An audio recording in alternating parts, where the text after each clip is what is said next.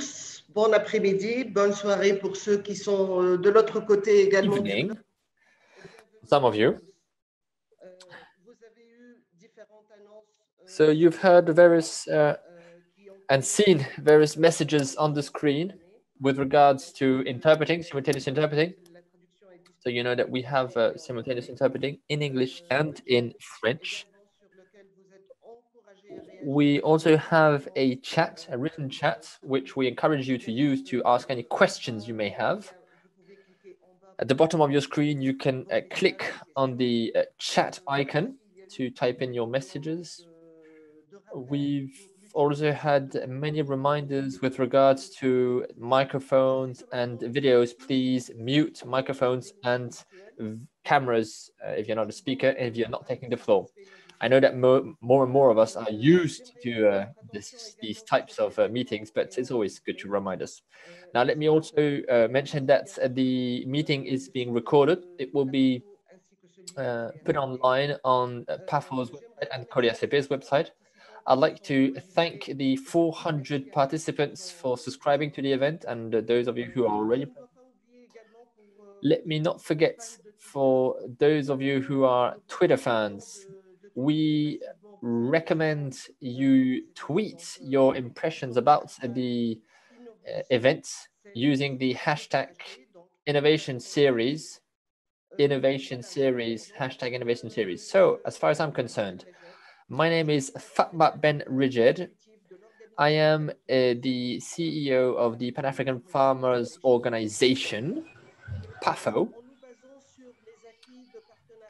Based on what we've learned from various previous partnerships, which have allowed producers, farmer organizations, SMEs in Africa to publish their successes and to get together, PAFO and COLEACP, thanks to their partnership, got together to promote knowledge and to promote the notion of innovation to enable exchanges between various value chains. We also work together in order to reinforce the skills for family farmers, small producers, who are the first investors in the agricultural sector in Africa. We all need for their success to be recognized and replicated. So, more than ever, we need politics, we need vision, we need finance structure for our farm organizations, for our small agri-food businesses in Africa. So today we are launching a series of innovation sessions dealing with innovation and the success of SMEs and various farmer organizations. I am therefore very happy to give the floor to the chairman of COLEACP to inaugurate this session, and the chair of PAFO also. Let me start with Stefan MINTAH, who is chairman of COLEACP and has been so since June of 2013, general manager of a company in Ghana, more than 20 years of experience in agriculture and agricultural development. Mr. Chair, you have the floor. Thank you very much. Thank you very much, Fatma. Ladies and gentlemen, esteemed speakers and discussants, and over 400 participants on this program, I welcome you to the first session of the Pan-African Farmers Organization, PAFO and COLEACP Innovation Series, and thank you for your interest and your time in joining us for this 2-hour session. These regular sessions are intended to showcase innovative practices amongst the private sector, SMEs, farmers organizations, cooperatives, and businesses in Africa. It is more critical than ever that we support them to remain in business, especially in the COVID-19 context, and to grow, expand, and upskill successful models which can generate employment, attract and retain youth in the agricultural and agri-food sector, and be at the forefront of technological creation, adoption, and use. The world is facing unprecedented challenges that affect the sustainability of food and agricultural systems in Africa. In this context, agriculture will continue to remain a critical sector for Africa in terms of food security, employment, and a driver of African transformation. It must seize new market opportunities in the continent and with other countries in the world. We need our local enterprises to flourish in order that they can improve the incomes of smallholders and also increase value for all stakeholders in the value chains. The best way to increase resilience of the operators is to support their diversification strategy, value addition, and recognized and trusted branding. It is critical more than ever that we provide secure and healthy food to our populations and that we continuously upgrade the skills of our operators from the farm to the consumer. We also need to inform consumers in our countries and elsewhere about the value of our food, about our rural areas, and about the people who grow it. It is a work that is not sufficiently recognized or valued. We therefore need to build consumers' trust in our products. We must also know better what innovations our businesses apply in the field and share widely the drivers of success that can benefit other regions or other value chains. On this basis, we can support them to grow through improved knowledge, technologies, business contacts, access to new markets, and of course, access to finance. As private sector, we cannot work alone and need a conducive environment and other enabling factors. In this sense, I am very happy that today we have representatives from research, finance, and policy. More than ever, COVID-19 has reminded us that it is critical to identify, share, and upskill the use of innovations across the value chain, from farm to fork, in order to build more resilience to respond to future shocks. At COLEACP, we already provide for almost 50 years now tailored services in capacity development, extension services, technical assistance, and links to finance. But we need to do more together. And I'm delighted that we can upskill this with the farmers through PAFO. Finally, I'm excited about the key points for discussion during this first session of the PAFO-COLEACP Innovation Series. And I look forward to a very interesting session today. And I thank you once again for being with us. Thank you very much for your attention.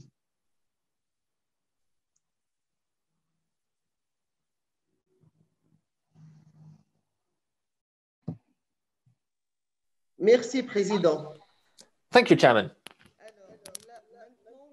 Right, now I would like to give the floor to Mrs. Elizabeth NSIMADALA, who is the first female chairman of PAFO. Elizabeth is a young farmer from Uganda who's been at the forefront of promoting technology and innovation in agriculture. She is a member of various institutions. Mrs. Chairman, you have the floor. Thank you very much for the introduction, Madam Fatma, our distinguished guests, panelists, our dear participants, friends of PAFO, friends of COLEACP, ladies and gentlemen, all protocols observed. Good afternoon, good morning, everyone. It's indeed a great pleasure that I welcome you all to this first session of the Innovation Series, which is under the theme, Increased Market Opportunities through Added Value and Branded Products. This is organized by PAFO and COLEACP as part of our partnership. And as already introduced by the chairman, we are indeed honored to partner with COLEACP on this new journey. So as already introduced, I'm Elizabeth. I'm a Ugandan agripreneur, the president of the Pan-Africa Farmers Organization, and I also chair the Eastern Africa Farmers Federation. So as we all know, or for some of you who might not be aware of what PAFO does, we are a continental organization representing voices of over 80 million family farmers that are members of over 70 national farmers organizations, federations, cooperatives, and associations from 49 African countries and united in 5 regional networks that operate at the heart of the African agriculture. So today marks the beginning of the new journey with our 2-hour learning series, and shortly we are going to launch it with the objective of increasing awareness and use of existing technologies that are farmer-led. We know there are a number of innovations out there. So we would like to listen from different speakers on some of those existing innovations that are transforming the lives of the farmers across the continent. So the series also intends to highlight future innovative technologies and practices with the potential for farmers, organizations, and SMEs. We are not only stopping at showcasing innovations, but we are looking at those that also have a potential to transform the future of our farmers' organizations and the small and medium enterprises. We also want to exchange the best practices and success stories between the regions of the continent and with the European Union. We know COLEACP is based in Brussels, and there are so many exciting stories in Europe that would want to, have an exchange with the African success stories so that together we can learn from each other. Then the series are also intended to provide tailor-made support services. Going forward, we intend to, to conduct training, technical assistance, extension services, and also have access to finance, among others. So the organization of the innovation series was made possible through our partnership with COLEACP under a memorandum of understanding, which allows both parties to leverage on the resources and on the experience to achieve a common goal. So with the COVID-19 pandemic, we agreed to unite our efforts to examine the challenges of the disease, to provide urgent responses to its impact on the pandemic, on our African agriculture, on the family farmers and operators of all the value chains. So having said that, our partnership is not only intended to respond to the impact of COVID-19, we have made it sustainable with an action plan that is combining both the technical support activities, the digital solutions, the joint advocacy, the fundraising, the knowledge management, and of course, the communication. So in this sense, COLEACP supports PAFO in the development of our strategic and operational planning. The two parties are providing support to farmers and agricultural expertise and enterprises for the development of their capacities. We want to ensure the promotion of knowledge and the adoption of the different innovations they will be showcased today and of course in the future series. We will continue to organize online training sessions on a number of topics. So our innovation series are led by PAFO and COLEACP, and they will be periodic. It will give us an opportunity to share all the different best practices of African entrepreneurs, the farmers, the agripreneurs, and it will also continue to favor the South-to-South exchanges and focus on digital solutions, the different technologies, the use of natural resources, but also present perspectives on policy, research, finance, and development. So as I conclude, I would like again to thank everyone, especially COLEACP, for supporting this entire process, our distinguished panelists for accepting to share your experience with us, and all the over 400 participants who registered for this innovations series. So once again, welcome, feel at home. There's a lot to learn from this for all of us. Thank you all once again for your attention. Over to you, Fatma. Merci beaucoup, Monsieur et Madame les Présidents. Donc, thank you very much, dear chairpersons. So this is how we start our first session of Innovation Series.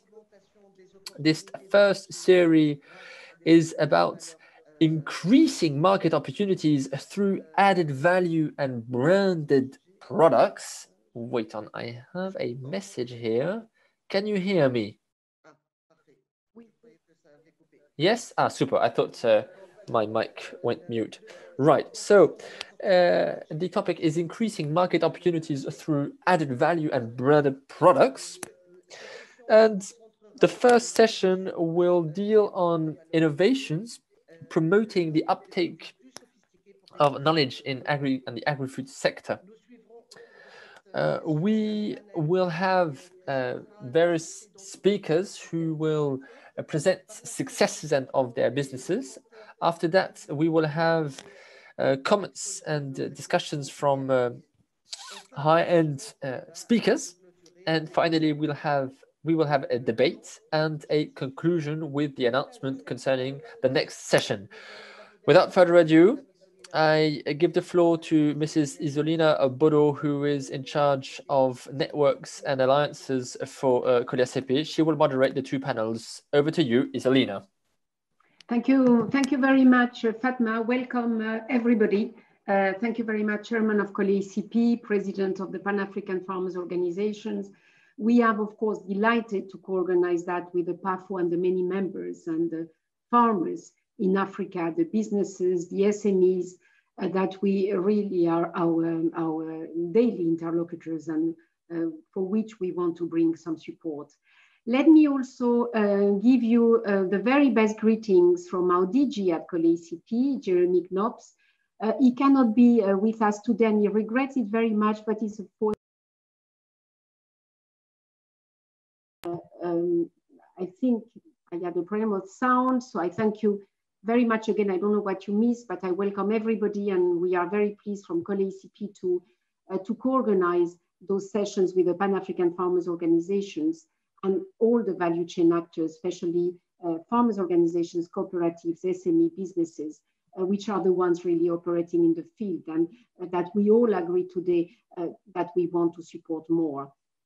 From our side, thanking very much the chairman of the COLEACP as well as the president of the PAFO, I would like to convey to you the best greetings from our DG at COLEACP, Jeremy Knops, who wanted to be with us, but he has a very good reason not to be. He's expecting a very, very good news on the family side. So hopefully he will be with us on the next one, and we wish him and his family very well.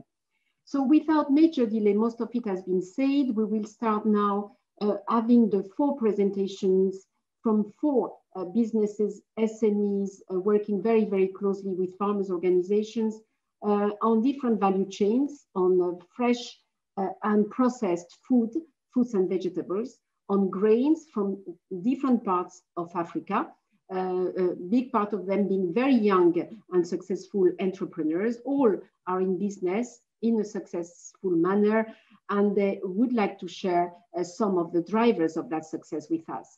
So the first one will be Halatou. Halatou Dem, you will get the floor now. She's from Mali. She's from Céréales de TATAM, a family business that she took from her family, I mean from her mother, and very successfully modernized it, took it to the best level, and now serves very successfully international markets as well as local and regional in the processed grain. Especially I would like to note which have a very strong element of nutrition, but like fonio and others, which very often are also forgotten in the international research agenda and are very, very important for the local populations.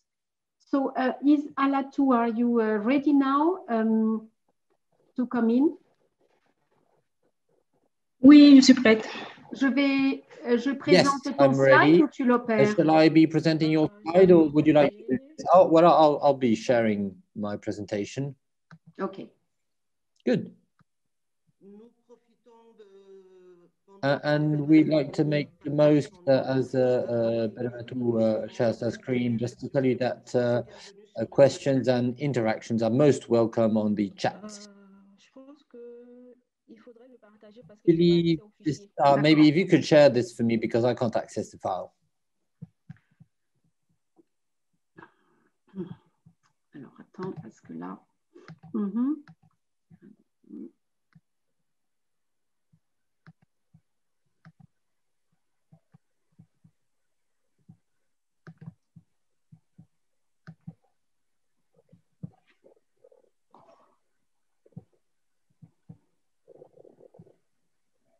Oui. OK. C'est bon? Oui.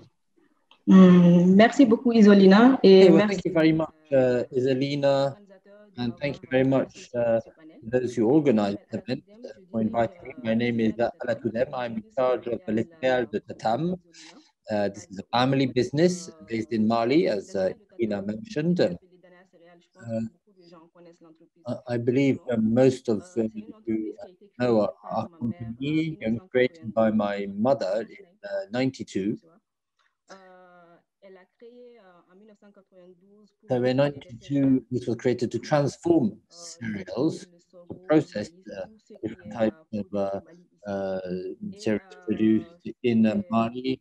And in 2010, I joined her, and this was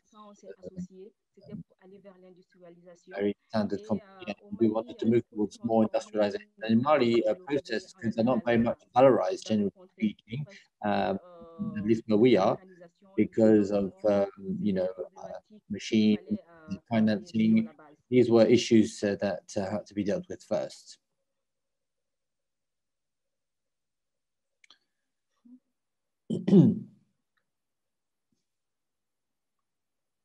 Okay.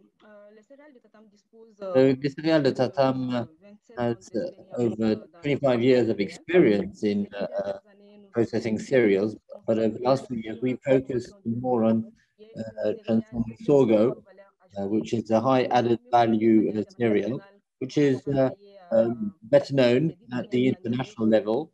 We've heard about it for the last 10 years, sorghum, and it was exported to countries such as the United States of America or France. There's a high added value with this cereal, and this enabled us to work on nutrition. For some reason, the slideshow is not working. Okay. So, yes, the main mission of our company is to process cereals, fortified meal, flour,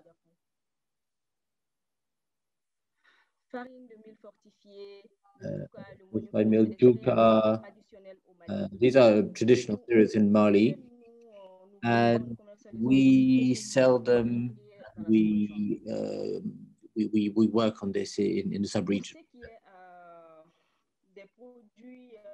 We know that there is a strategy. We are known since 1992, but we have an active participation in kinds of trade shows and national fairs. And we have a certain number of partners. We work with female entrepreneurs in Mali, working with cereals, generally speaking. We also work a lot with the value chain and our supply. It comes from producer cooperatives with whom we've been working for over 20 years and with whom we have a contractual relationship. And this is our strength in PAFO. We have a very good value chain, and we can therefore guarantee high quality cereals, and we provide support to farmers. We help educating their children. We ensure revenues for them to generate livelihood for them and their families. And local supply is must be beneficial to the producer. And so this is truly a win-win partnership that we have with our producers. We have a very vast network which is extended throughout Mali, and we are in the Dialakuburgu area, and we have a second unit in Bako Burundi Gulf. And we work with entities in Senegal, Guinea, Conakry, Gabon, France, Canada, US. And we work on nutrition innovation. And these last few years, we are associated with the World Food Programme in order to put on the market millet-based flour. And over the last few years, with the political crisis that we weathered in Mali and the COVID crisis, it was judged useful for companies such as ours to benefit from some form of support. And this is why we work a lot on the quality, and we work with our partners on improving the quality of our goods, and this is why we can generate and put on the market high quality fortified flours. We have a very young, dynamic team with us, which works very hard on the quality of the cereals we produce.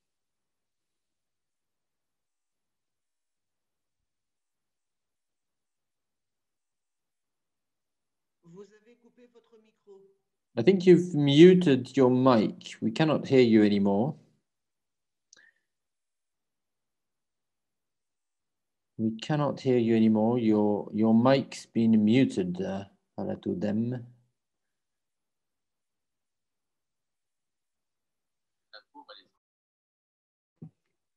Halatou, ton micro, s'il te plaît.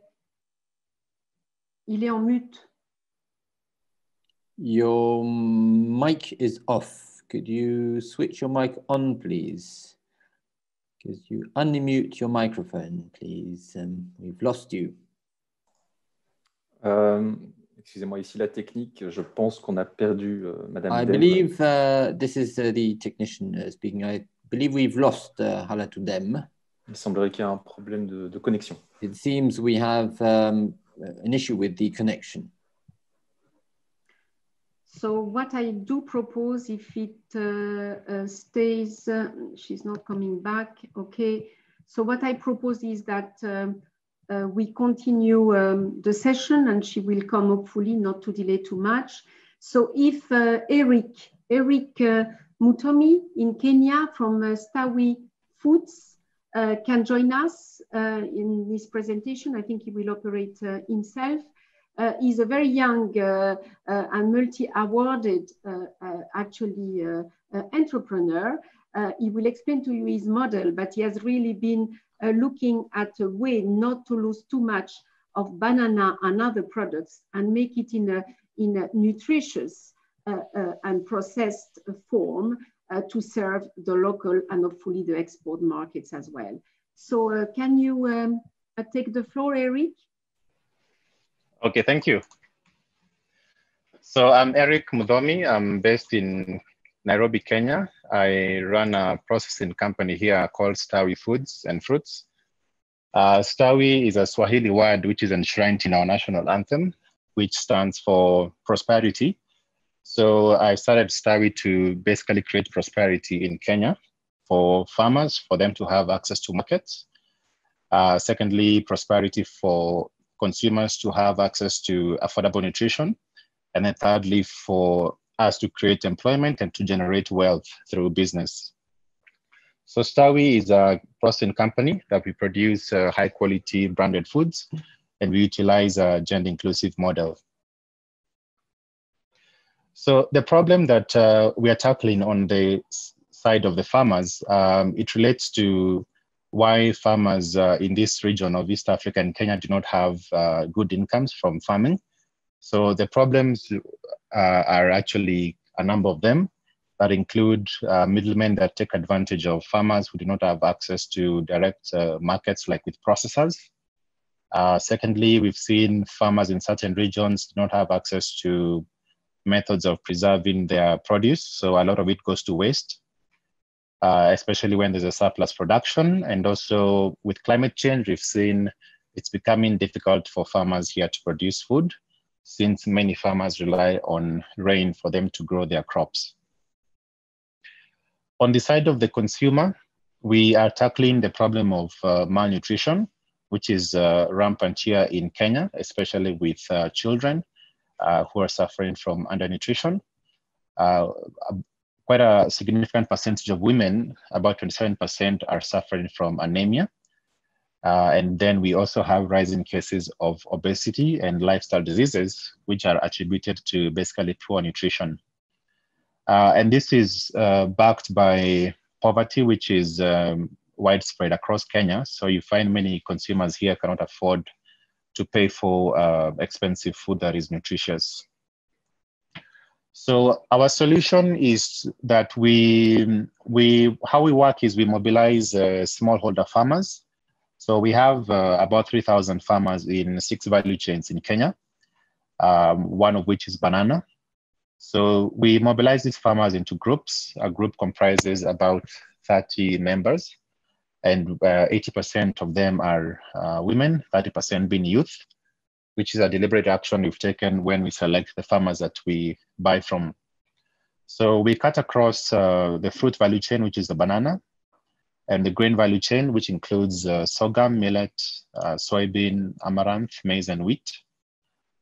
And then we support the farmers to produce the food sustainably. So we train them on climate smart agriculture, we train them on good agricultural practices, we provide them with extension service support, and we provide them with post-harvest handling services, which includes solar dryers, which I'll show you, mechanical threshing of the grains, among others, like packaging of the produce to prevent spoilage.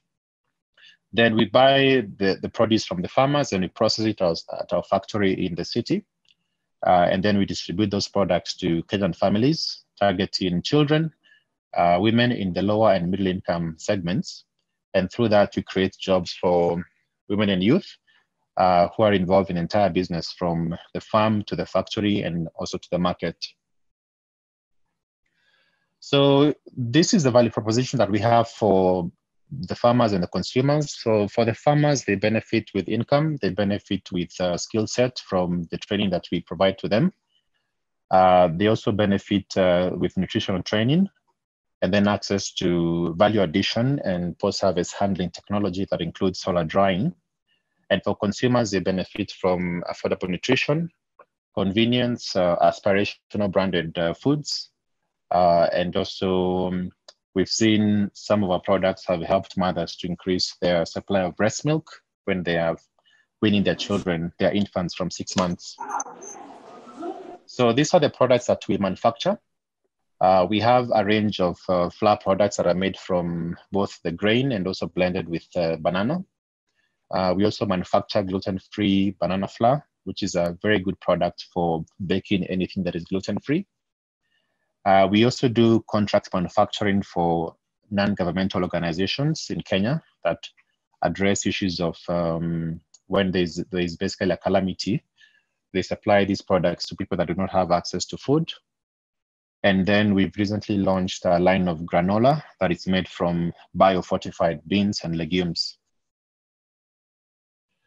So our innovation in terms of technology is on the use of solar dehydrators. So our model is simple with the farmers. I'll give you the case for the banana farmers. We provide them with this type of dehydrators. So we have both the one on the left and the greenhouse dryer on the right. So We provide them with this equipment. They use it to value add their produce, like the banana. And with this, we've seen that the farmers' income has increased by 50% when they sell the value-added products to us, as compared to selling the fresh products to middlemen. And also it has helped to reduce post-harvest loss significantly because, for instance, with banana, when it is dried, it can last in excess of a year as compared to a few days when the banana is not processed. And then this model has created jobs for women and youth. So we see it being very impactful on the side of the farmers. On the side of women, we are now empowering women to become distributors of our product. So they are buying the product and selling it within their communities at a profit. And we've done this in partnership also with one of our clients that has a network of over 2,000 women in Western Kenya that supply, they purchase the products in wholesale and sell them to their peers for them to earn a living. These are some photos of our work with farmers. So for instance, we support farmers to adopt improved varieties of crops like banana. So we are moving them away from traditional varieties of banana onto improved varieties of tissue culture. And we support them to basically source the inputs. And then these are some of the customers we serve, like Carrefour and others. So that's the end of my presentation. I'm happy to take any questions when the time comes. Thank you. Thank you very much, Eric. Very interesting. In the meantime, we can get back Halatou to finish our presentation. It was a power cut in Mali. So, Halatou, are you here? Can you hear us now? Okay, merci beaucoup. Je suis désolée. Yes, I can hear you. I'm so sorry for what happened. Just a problem, electric problem here. Okay. All right, okay. Right, so to summarize, our company hires 25 people as we speak. And well, this can increase obviously depending on the orders we have, and we work with the various cooperatives, and we count roughly 1,000 people involved in the cooperative, and we work on training, namely, and various other activities. And via the interaction with us, they have access to finance. So this is what we do with the cooperative. And what we also do when it comes to transformation, this is really ensuring added value to the better known cereals, let's say. And we managed to, let's say, increase the use of machines. When my mother started, well, the use of machine wasn't widespread, let's say, for the transformation and processing of cereals. And so we work with various partners in order to increase the use of machine, in order to increase the amount of cereals that could be transformed and therefore increase the added value.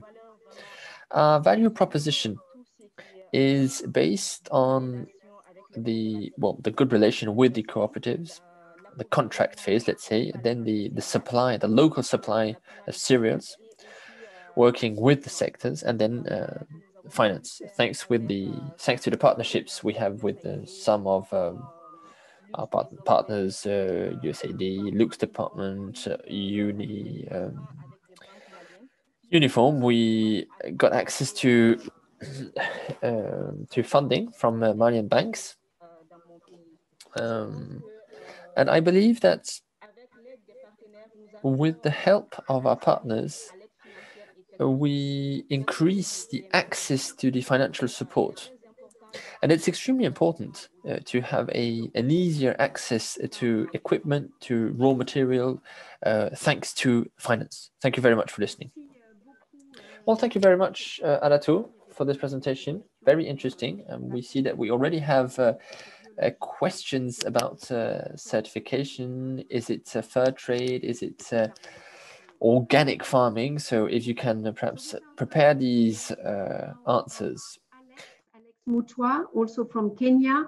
a young entrepreneur, also very much awarded in different parts. He's producing, processing, exporting fruits, fresh horticultural produce, and now also processing it in snacks. So he's going to tell us about his markets, his model, and the drivers of his success.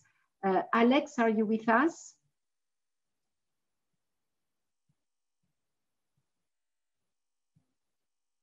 Alex MUTUA?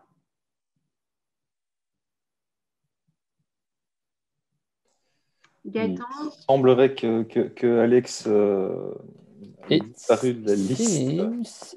Alex has disappeared from the list of participants. Des problèmes de connexion. I guess that this is due to connection issues. Je vous tiens évidemment informé en privé. Right, so it's the same as the electricity issue we had in Mali a few moments ago with Halatou. Right, Alex? Right, well, in the meantime, what we could do is perhaps ask Madame Alice. Is Madame Alice with us? Is Madame RIOUALL with us? Yes, super. So, well, we're going to shuffle the order of speakers, and you'll take the floor now until our colleague from Kenya manages to connect again. So you are in Burkina Faso. Thank you very much for being with us. You are in a rural area away from Ouagadougou. And so you're working with the people locally. You have connection issues, and you were kind enough to move to the city nearby to have access to the internet and take part in this series. So you're going to tell us more about what you do. So this is about the processing of mangoes and other products that you work on with your employees. So you have the floor if you are ready and want it. Yes, please, thank you. Right, so wait on, let me look for your PowerPoint. So here we go. Just you can start, right? Right. So my name is RIOUALL, Fatoumata Alice, and I work for MangoSoul, a company which was created in 2001. We are based in Tusiana, in Burkina Faso, 150 kilometers from Ouagadougou. In 2016, we moved from independent to a limited liability company status. Now, the idea of MangoSoul is to create jobs. We use two technologies. We use the attester drying system, thanks to which, since 2001, we've drying fruit. So we designed these dryers with local entrepreneurs. And so in 2012, we moved to innovation, and we started using tunnel dryers from South Africa. So this was made possible thanks to a partnership with the World Bank, namely. And the idea was to implement a drying system which was unknown since the 1990s. And so MangoSoul was one of the beneficiaries of this approach and this pilot project in Burkina Faso.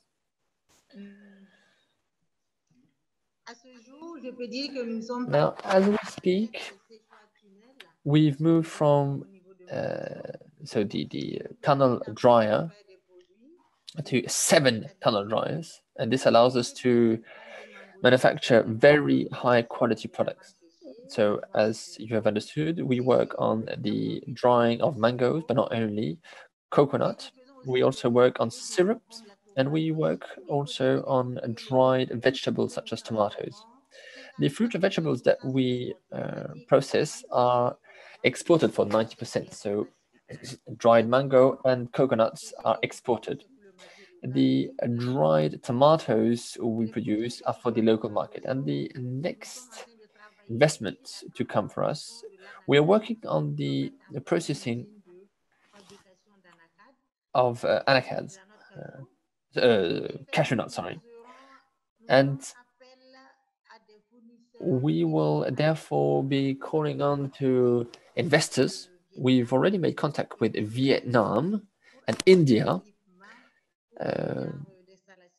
concerning the equipment necessary for this type of project. So this is the big project Mangoso is working on.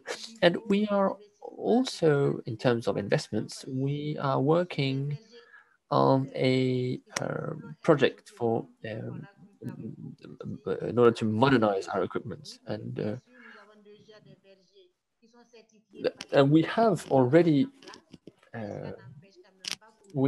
facilities that are quite modern, but we need to improve the level, let's say, or modernize our orchards, namely. We also contribute to the development of our sector here. We work in reinforcing food safety via safe products that we produce. And we obviously also play a part in reducing unemployment as we create jobs. We train people to the use of our drying units. We also work on solidarity between employees within the company, and we have implemented a quality system which allows us to improve the quality of our products, the quality of the raw material, and increase the exports to regional and national markets. We can move to the next slide. Yeah. Now, concerning quality, well, we transform our products in the best conditions possible in order to ensure the high level of health of consumers. Mangoso has been certified organic farming since 2001, and we have the HACCP certification since 2017, and this allows us to ensure the right quality of our products and to develop our markets internationally. Mangoso has pledged to work on increasing the transformation processing of organic food. As we speak, Mangoso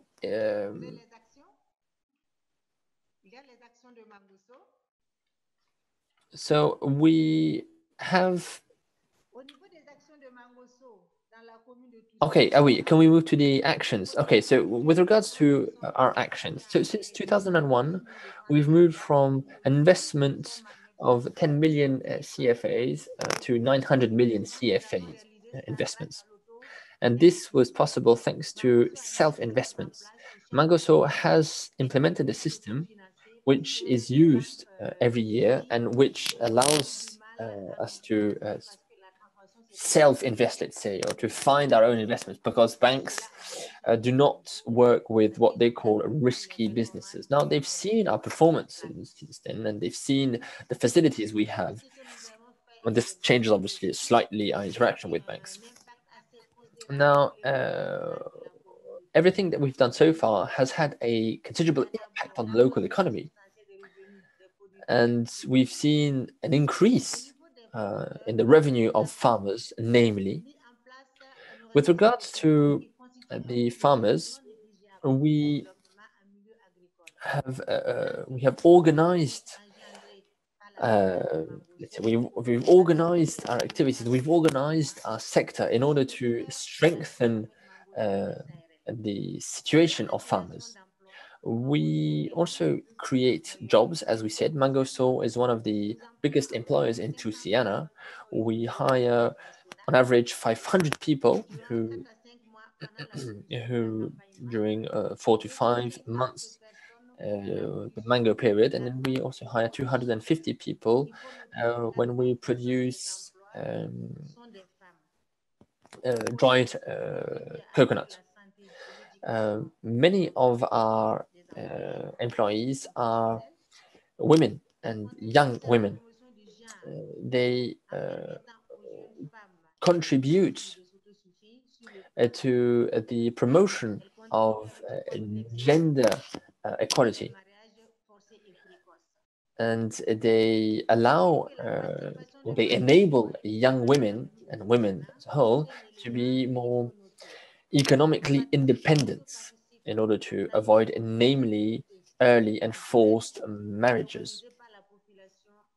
And Mangoso also takes part in the citizen life, the life of the community, via various activities, namely. I think I've come to the end of the 8 minutes that were allocated to my presentation. Anyway, this is roughly what I had to say with regards to our activities, Mangoso. Thank you very much. Thank you, Alice. Well, it was much better in terms of quality from Burkina Faso. Alex is back with us, so that's good also. There is also a high investment in the local communities, as you mentioned, and this is obviously extremely important to include all the players in the value chain, but it's also insisting on the importance of having more women and young women, namely. So very important, very brave and courageous approach. Thank you very much for this very interesting presentation. You also had a power problem in Kenya. Alex MUTUA, you are back with us?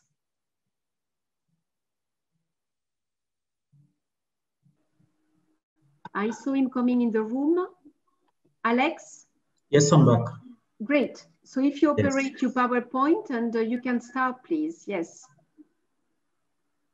I'd already shared the presentation. Okay, so you want that we take it, okay. Je ne sais pas. Yes, please, go ahead. Yes. Good afternoon, good morning, everyone, depending on where exactly you are. My name is Alex Muli, and I'm going to do a short presentation. Please share the first screen.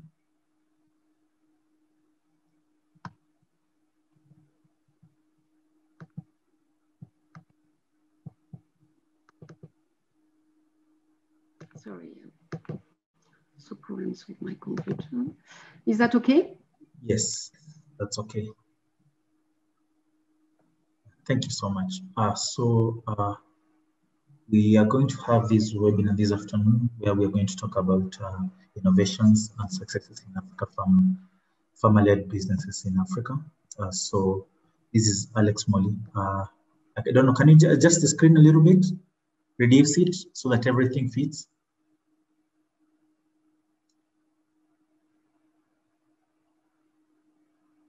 No, just go back to the second. Yes, that one.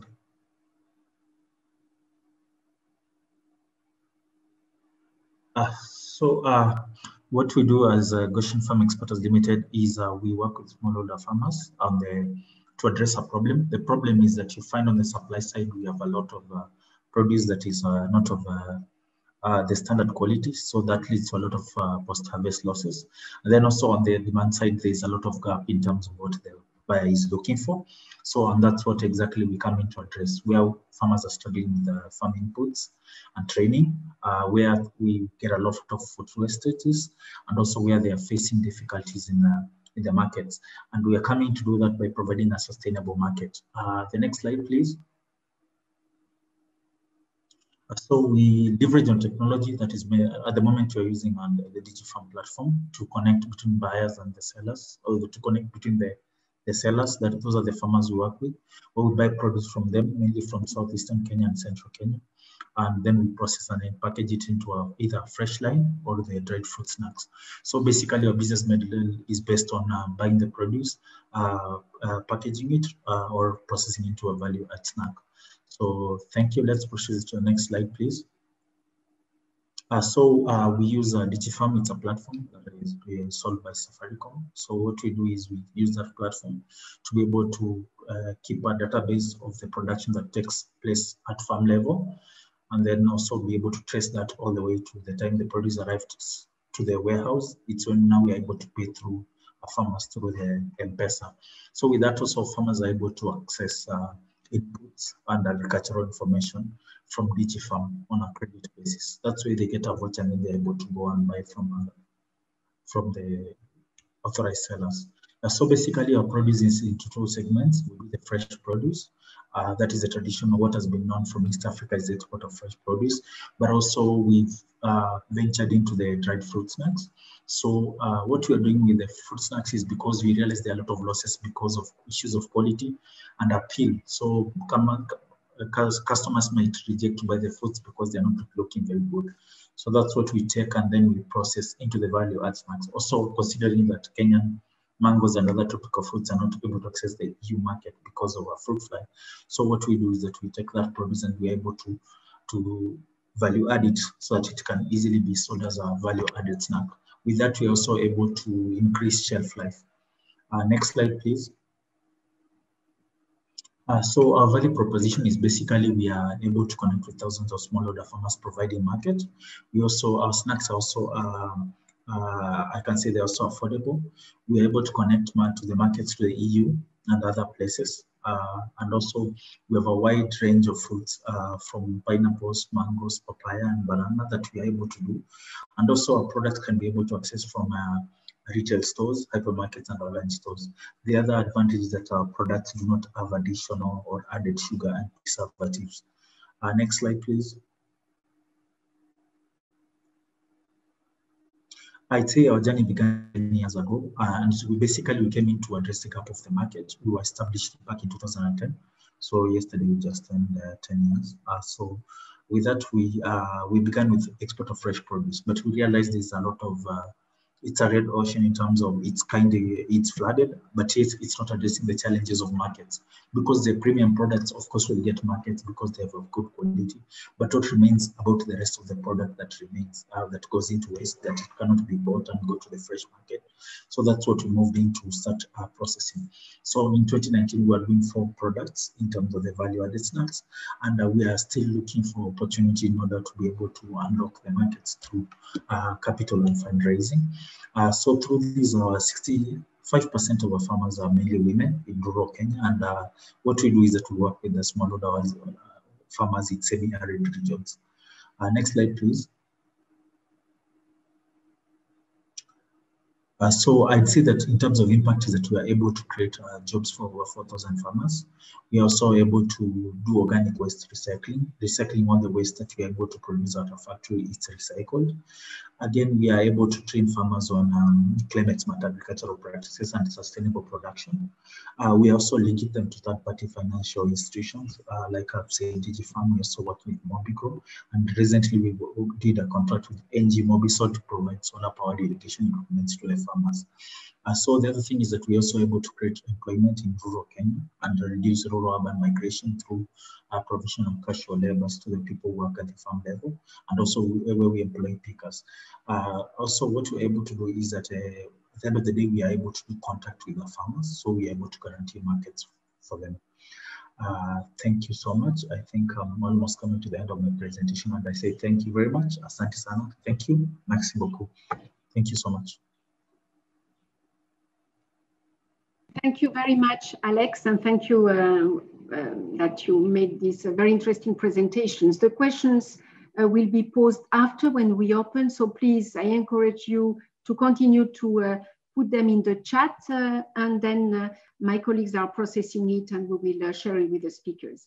So without more delay now, we have heard 4 entrepreneurs in different models, all very successful, putting all their efforts and energy to make their business going, despite difficulties, starting, of course, by connection, infrastructure, etc., but still innovating and not giving up.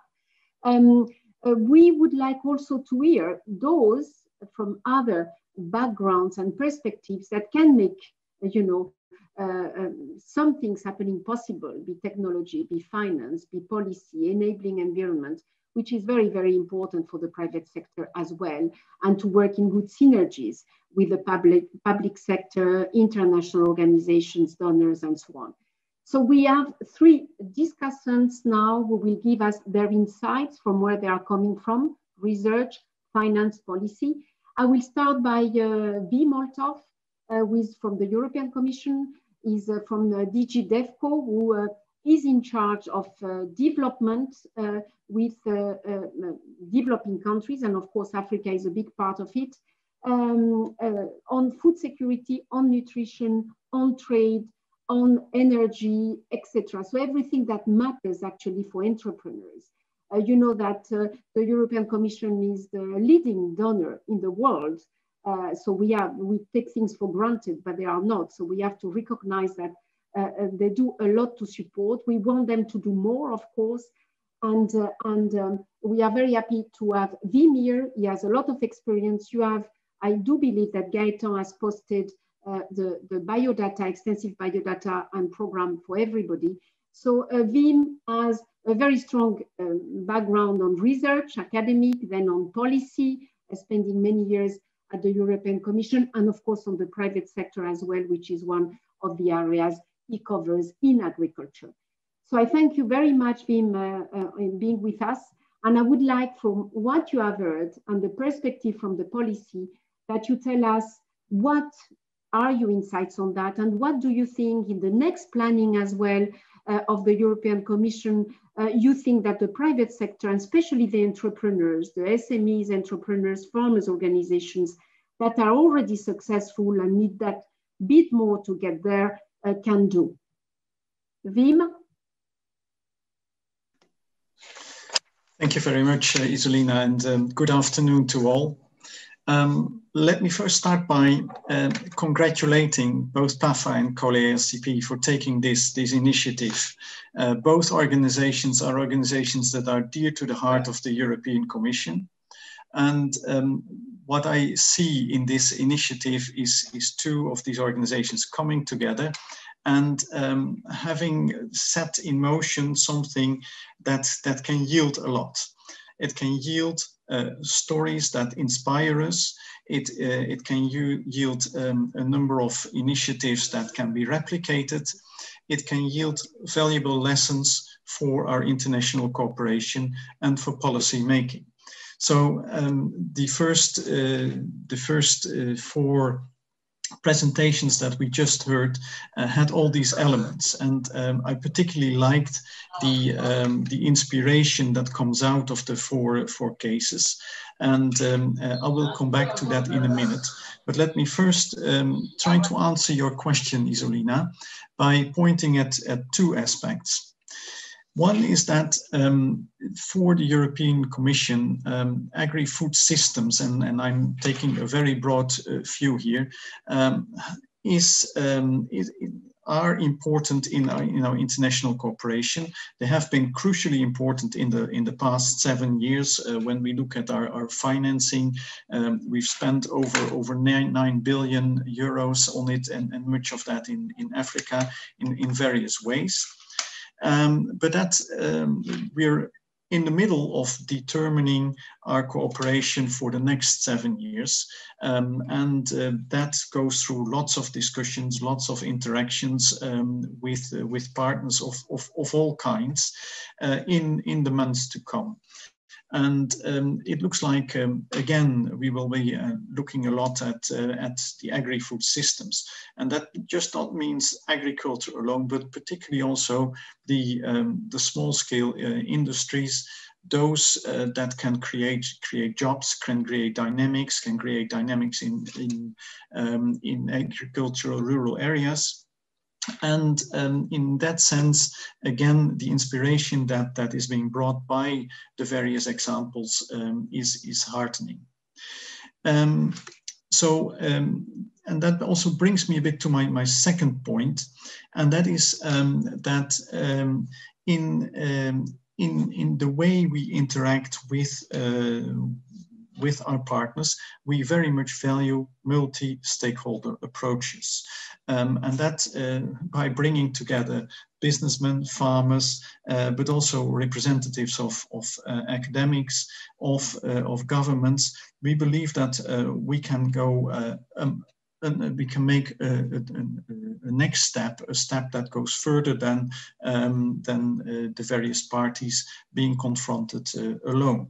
And that in the past has clearly shown to yield benefits, also in direction of creating innovations. I'm thinking of EU-funded programs like PayPart in the past, but also our newly developed DESIRA development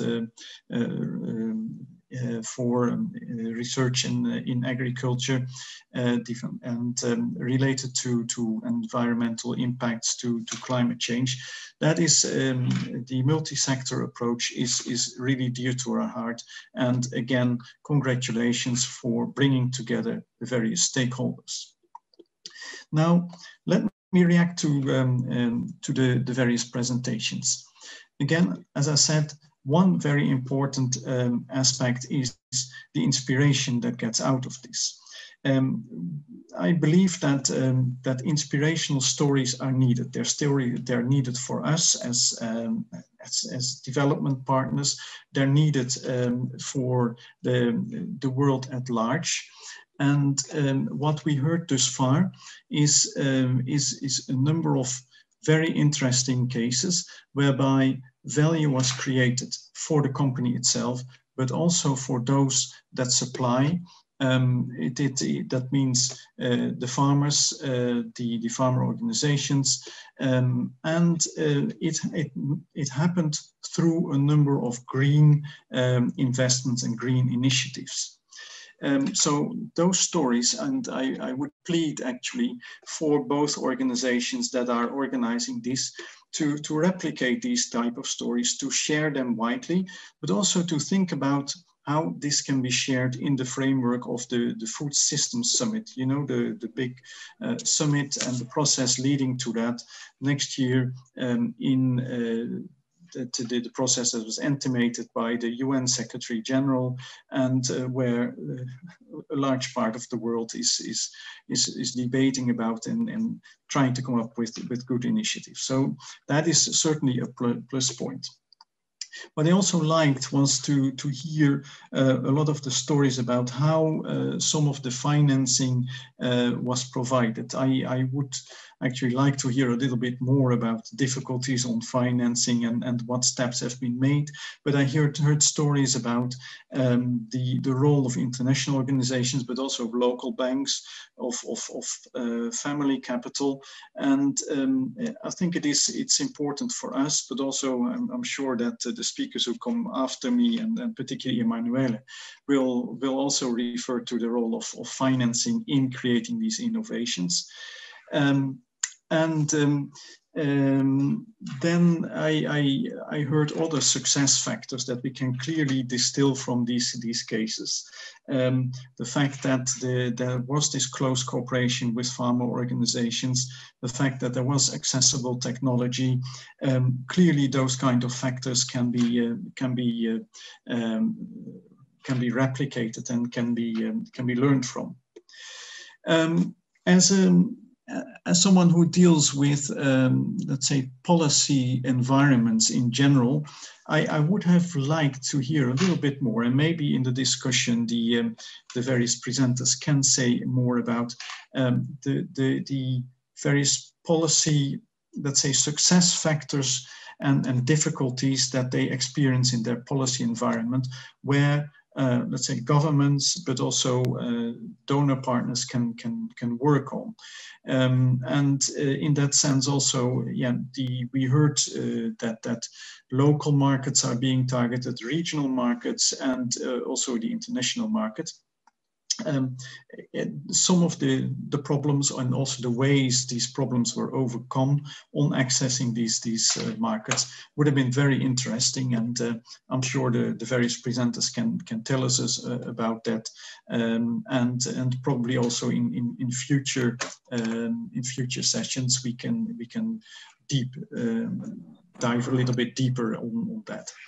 But again, Isolina, thanks a lot for organizing these, both organizations. My congratulations, and I would be, of course, willing to say more words about EU policies around this, but I think I've already surpassed my time.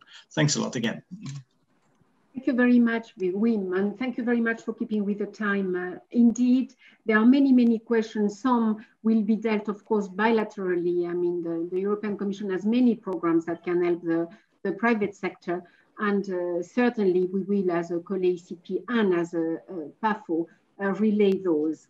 And you made very, very good points, and indeed, the finance is critical as well as the enabling environment, and we count a lot with the European Commission in the sense that you support many of those areas directly or indirectly through partners who are very important for the SMEs and the farmers organizations who are already having successes.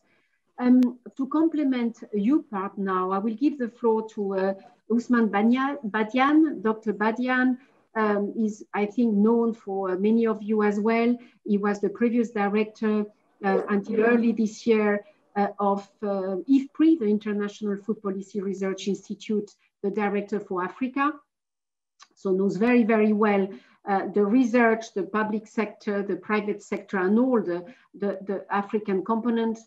He's now leading, president and leading a very, very interesting initiative, which is AKADEMIYA 2063. Gaëtan will put that in but you have it in the program. Please look at the website because it's extremely rich on information, research, on research, and specifically on trade, the trends on markets, on the number of commodities and value chains, because you have to follow that, you have to follow the data and where the opportunities are as well, being local, in regional, or in export markets. And of course, one of the things as well, which is very, very at the core of the interest of AKADEMIYA and Dr. Badiane, is also the giving the opportunity to the private sector to use that, and the skills that are needed and will be even more needed in future to meet, markets which, as you know more than me, are more demanding and require reskilling and upskilling all the time. So I thank you very much, Ousmane, for being with us. Here we need as well that component, very, very important. So I give you the floor now, and you will tell me your insights from your side on that. Thank you. Thank you, Zalina. Thank you to everybody who's joining us today. It's a pleasure to be part of this conference. But let me start by saying congratulations to TATAM, Stawi, Goshen, and Mango. So this is what we would like to see happening in the agricultural value chain. So Isolina, if you allow me, I'll talk about a couple of points before I get to the skills. I would like to say something about the outlook, the perspective, as they say in French, for this sector, what we hear from these four pioneering companies. Then I'll perhaps spend 1 minute a little bit on the challenges that we face and what we'll need to do to make sure that not only TATAM, Stawi, Goshen, and Mango can perform better, but also that we can have many more leaders in the agricultural value chains just like they are. Then I will emphasize the importance. Yes, they create jobs. Yes, they create wealth. Yes, they add value to agricultural products, but their role is much more important than that. It's much more strategic than that. And I will talk about that. Then I will close with the skills. So in terms of the outlook, the African food market has gone through a very deep transformation over the last 10, 20 years. The stronger economic recovery over the last 20 years has created a large urban middle class. And that middle class, while getting richer, is not spending more on caviar or gin or good wine. They also want to eat more of our local foods. That's really a very interesting phenomenon. They want to eat fonio, they want to eat millet, they want to eat sorghum, they want to eat matoke, they want to eat white maize, but they want to eat it differently. They want it ready-made to cook or ready to eat, easier to process with good quality and good hygiene. So here you have a huge market that is developing.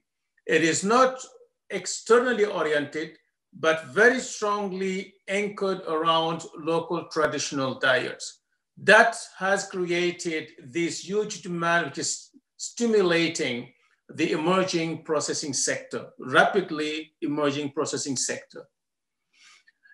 Projections tell us that in the next 10 to 20 years, two-thirds at least of our local products will be consumed in processed forms. So that is where the market is. The market of tomorrow is the market that will have to rely on companies like TATAM, Stawi, Goshen, or Mangoso to provide the food to most African consumers. Already now, still on the prospects and the outlook, processed foods and semi-processed, actually should say agricultural commodities. If you look at cereals, processed and semi-processed are now the largest share of traded agricultural goods by African countries across regions, but also globally. So the processing sector is becoming the most important segment of the agricultural value chain, and that is how it should be, right? Now, the problem we have there and that we need to solve, and which I'm happy to see that the 4 companies presented here have resolved, is the fact that the barrier to entry, to start a small company, to start processing, the barriers are not very high. A lot of people are getting in that. Tens of thousands of very small entrepreneurs producing the same low quality products and all wanting to sell it to the same consumer. So what you see happening is that the pressure on the profit for all those little tiny small enterprises becomes so high that they start going from loss to loss to loss and exiting. So the only way this processing sector can survive is if more come out, innovate, like we've heard here from Mrs. Dem and from Burkina, the innovation you've seen them undertaking from 2010 to now, that is what we need to create and enable. How can we get out of those tens of thousands of small enterprises that cannot make profit? How can we help the most talented among them, the most innovative among them to maturate into bigger entities that can compete for the African markets, that can compete for the global markets? This demand I'm talking about is large. The African food market is measured in hundreds of billions of dollars. The exports by African countries of agricultural products to the world market is measured in $10 billion. There's no comparison. So if African enterprises cannot compete to capture that market, it will go to others. So the only way they will capture it is if you have a competitive processing sector. And why is that important? It's not just to create wealth in the cities and to have modernized value chains. Today, whether you're growing fonio, or you're growing millet, or you're growing cassava or cowpeas, but more cassava, millet, and fonio, for example, you cannot reach the consumer if your product has not gone through the processing sector, if you're a farmer. So the processing sector today is at a crossroad. Either it develops, becomes competitive, we'll have bigger champions and bigger entities to serve as a bridge between the smallholder farmer and these expanding urban markets. Or we fail to develop the processing sector to become competitive, and it is beaten up by external competitors, and they become a barrier to the smallholder farmers. Because if the processing sector doesn't perform, you can grow as much millet as you want. You can grow as much fauna as you want. You are not going to be able to sell to where the money is, which is the urban market. So that is the importance of the processing sector. If governments looked at it today, they should not see a person creating wealth for herself and her family, creating jobs for some people. They shouldn't just see the units being created. They should understand that these actors are contributing to creating wealth along the value chain, pulling farmers out of poverty and making sure agriculture in general can grow. Where the processing sector goes, that's where smallholder farmers goes tomorrow. That is a very, very important. Now, how do you get these processing sector to continue to grow, to innovate, to be more competitive? We talked about in financing, and I'm sure the fund manager is going to be talking about it. Mr. or Mrs. is going to be talking about the financing. Let me talk about the capacity to innovate technically. Farming and agriculture is a very knowledge-intense activity. So driving a tractor today is not like driving a bike or a car. It needs to be learned. Operating a machine like the managers of Stawi and TATAM and others know, it needs to be learned. To get the best out of the investment, people need to get the skills. Distribution systems have to be run by skilled people. Food safety, certification services, so that you can export, all this requires skills. So unless we develop the systems to upgrade and develop skills all along the value chain, because whether it's TATAM or it is Stawi or Goshen, they want good quality food from their farmers. Now they're doing that, they're providing that support, but it should be something that is generalized so that farmers can produce better raw materials for a competitive and expanding processing sector. So here, that's where African countries are failing. I'll close with this, Isolina. Professional training, vocational training for upgrading of skills all along the value chain should not be a project-based approach, should not be put on the shoulder of the private sector. That's where government and private sector have to work together in the chambers of commerce and industry to mainstream professional training, not little school here, little school there. Just like elementary school training or secondary, that's how technical and professional training should be approached to develop the skills that are needed for competitive SMEs that will allow African agriculture to compete and basically capture a growing share of the growing African market. Thank you. Thank you very much, Ousmane. Absolutely, absolutely agree. And this extra effort that we all need to put up to scale, that is the problem we have. We have many cases. We don't know them all. That's why we try with PAFO now to give light to more and more entrepreneurs. But in addition to that, there is an upscale that needs to be done. We see that at COLEACP. We have a lot of technical assistance, trainings, but it's not enough. We need more means and we need more efforts and working with a public sector. The private sector cannot do all by itself.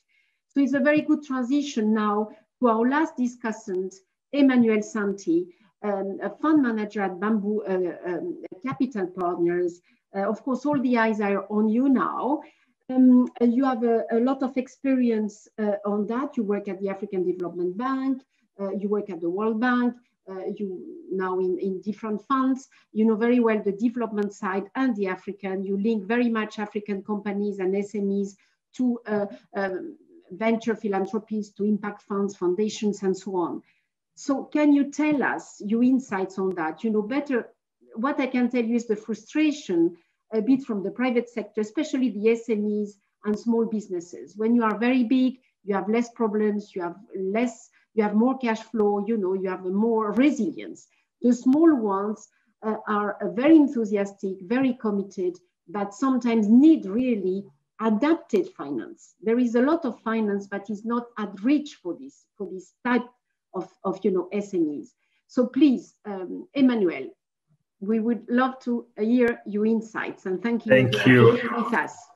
Thank you very much, Isolina. You're asking me the $1 million questions. I'm not sure I'm going to be able to address, but I hope in a few minutes at least I can give some signs of hope, in the sense that really use a bit of this time to really walk some of those participants through this new opportunity that the ABC Fund is providing. But before I do so, I would like to really thank you, COLEACP, with whom we have started a new partnership, and we're very happy about it, and see that it's already paying off. And of course, COLEACP sponsors the European Commission in particular, and the organizations of African and Caribbean and Pacific states.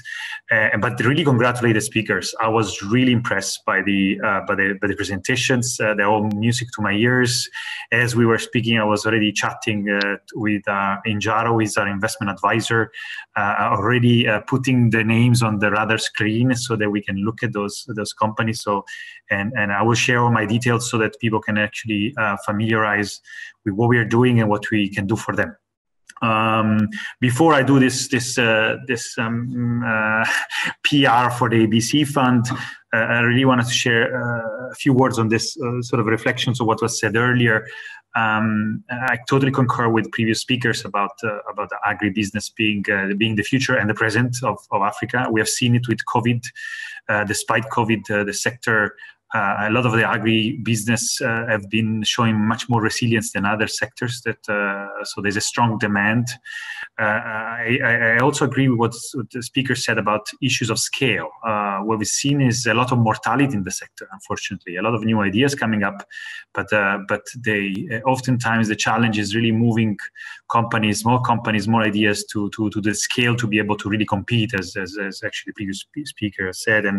And that's where I think one of the key elements, and that's a message not only for the participants, but also particularly for the donor communities. I see some of our, even our board members on the call, which speaks volume on the interest, the genuine interest that European Commissions and the Organization of African, Caribbean, Pacific States are paying to this sector and this discussion, is really to make the connections and linking the dots between the different programs. You said, Isolina, that there is not enough TA. I would slightly dissent. There's probably enough TA. Oftentimes the TA is not coordinated with investment vehicles, and that's what we are trying to do with the ABC Fund and also with this partnership with you guys, is really to connect the programs. What we have seen on the ground is a lot of those companies received a lot of assistance, but the chain is often broken between grants and technical assistance received, and then the time in which companies actually need to graduate and access commercial funding. And what we have noticed that a lot of this TA is not really getting the companies ready for the financing. And some of the grants are even used to dope some of these sometimes dysfunctional companies. And I'm not talking about those presents, but I think it is also important for both the donors, but also for the recipients, to really use strategically the TA and the grants that are provided to really go on a growth path and not end up in a grant dependency mode, which we have seen, unfortunately, across some of the investments opportunities we have been screening. So those are my 2 cents. I mean, I think I wasn't. I was here really mostly to listen to some of the speakers, and certainly I don't have the potential to lecture them. But I've received a good lecture indeed from them. But maybe I'll use the share screen, really walk you through the ABC Fund's concrete opportunities, because I think that's what a lot of the people are actually interested in. First of all, the ABC Fund was really designed by the European Commission, Organization of African, Caribbean, and Pacific States, IFA, DAGRA, Government of Luxembourg, as its greatest coalition to really address the missing middle financing needs of really companies like this ones. That's why I'm very excited. And really supporting organizations which have a very strong focus on jobs creation, so youth and women, but really work with smallholder farmers. So perfect for this kind of companies. Now, like other instruments out there, this opportunity is actually geared towards companies and financial intermediaries, but I'll focus a bit on the companies that really have a certain level of maturity. And I will walk you through, and I will send you the link in case you don't see it, but I really want to use this opportunity for also you to familiarize with the website where we have all the investment criteria. So what we can provide is working capital facilities, term loans, and mostly debt at this stage, but we will also be able to provide equity down the road. Companies who, as you can see, already have a very strong focus, and we've heard a lot of the strong social focus and additionality. We've heard quite a few of them. Very strong environment and social and governance standards, which we screen very carefully. But they do have at least a couple of years of activities, and they already have revenue making. So this is not a fund to support startups. At least for now, we are really focusing on companies that already had a good track record, and they're really ready to move to the so-called next stage, and that's where this fund is willing to come in. Now, going back to the issue of technical assistance, we do also have a technical assistance facility, which is very well aligned. That's, I think, one of the key features of this fund with investment decisions. We only provide technical assistance to companies which are really in a pre-financing or post-financing stage to really be able to support companies that we will finance at some point. So, so here I stop the sort of a PR part, but I'm willing to really listen to questions. I will be very interested to know more about the financing needs of the companies, and also the lessons, the challenges that they've faced. And oftentimes in the seminars, we also always talk about the success and the good part of the business. But I think what will be very interesting to hear today is also some of the challenges that have been confronted, and how we also as a community, we can support them better. Thank you. Thank you very much, Emmanuel, and I'm glad to see the possibilities, especially for the agri-food sector, which, as it was said by some of our SMEs entrepreneurs, sometimes is seen wrongly, in my opinion, as a risky sector. So we really look forward a collaboration with COLEACP, PAFO, and others, but you know, that really strengthen that middle part, which is critical even in Europe. The SMEs and the middle part is the one that really matters a lot, economically speaking.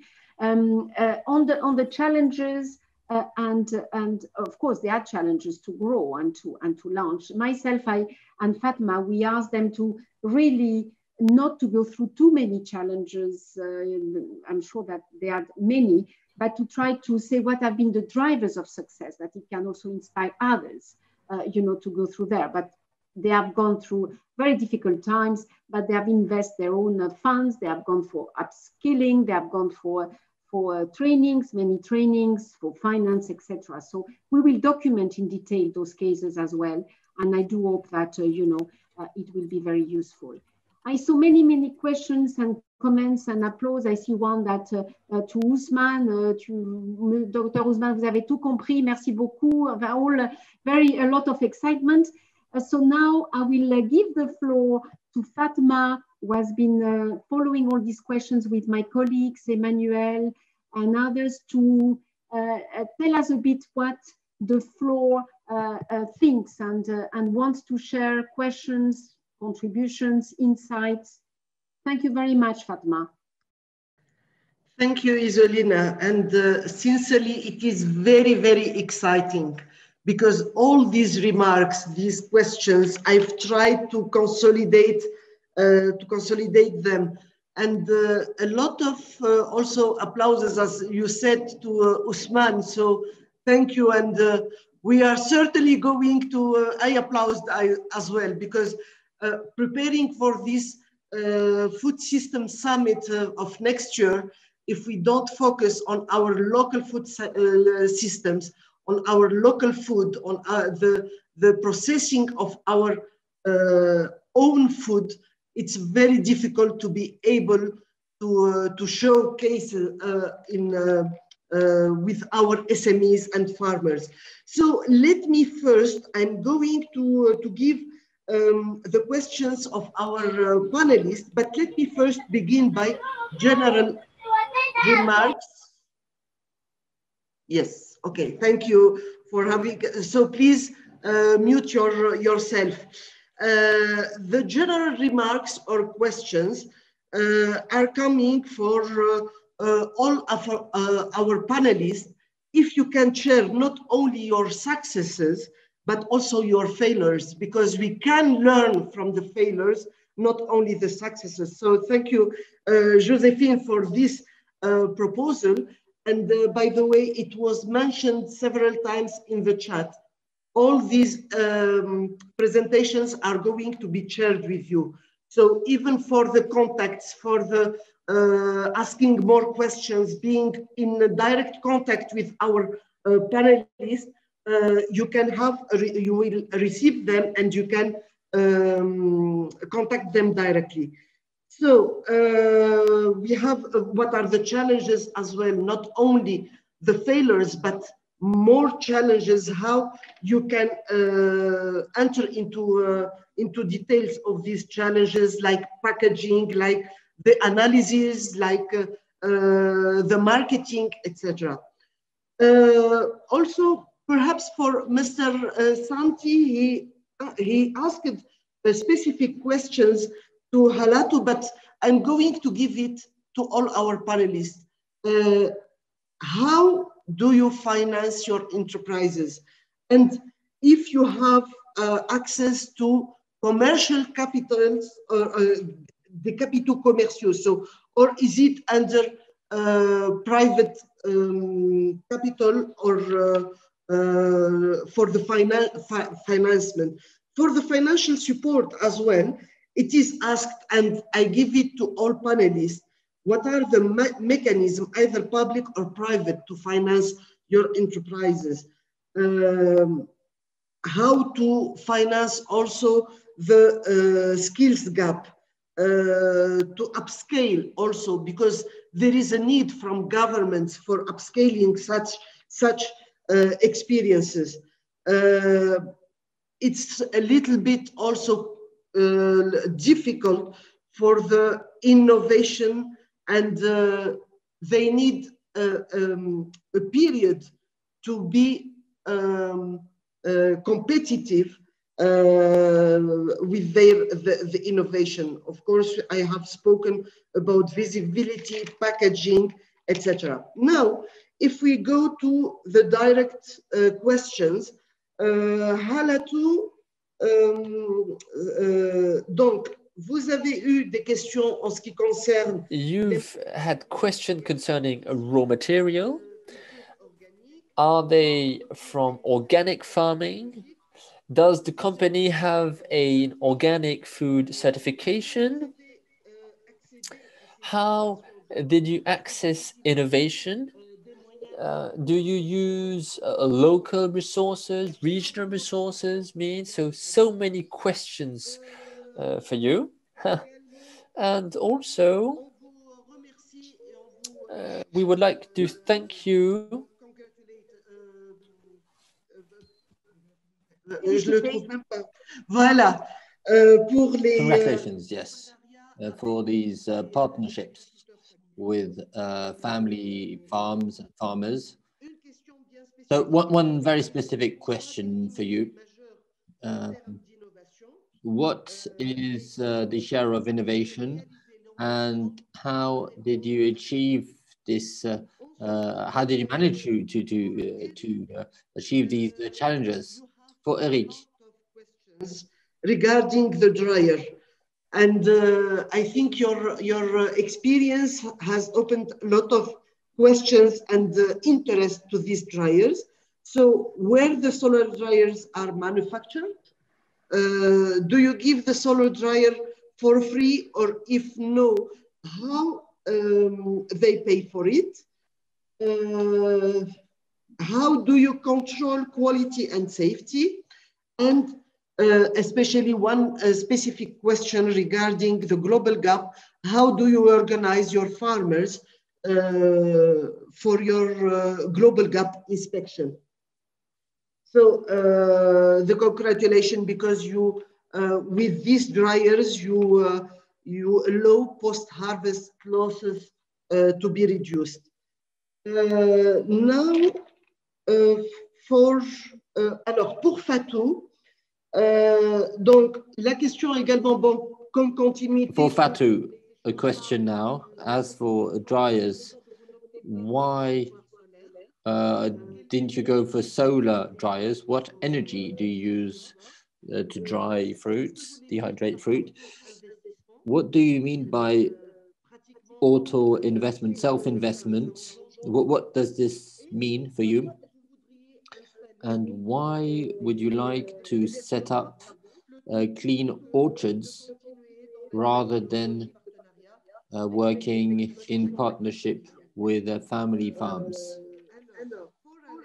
So for Alex now.